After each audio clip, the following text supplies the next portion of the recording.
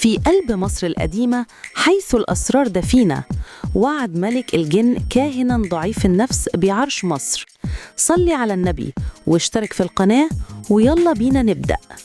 كان الثمن هو فتح بوابة أثرية قديمة لتحرير جيش الظلام المحبوس، إغراء السلطة أعماه عن الخيانة العظمى لبلده وللفرعون.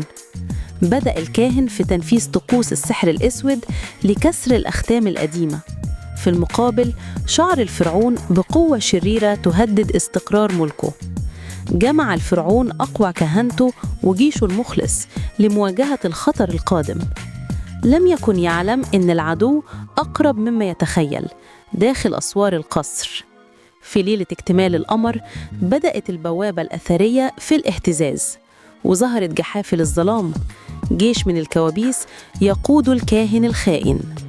بدأت حرب لم تشهدها أرض مصر من قبل، صراع بين النور والظلام. الفرعون يقاتل بشجاعة لحماية شعبه وأرضه من لعنة العرش الأسود، والكاهن بيستخدم قوى الظلام لتحقيق وعده الشيطاني.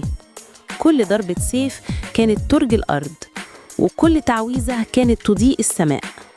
صمد جيش الفرعون في وجه جيوش الجحيم التي لا تنتهي.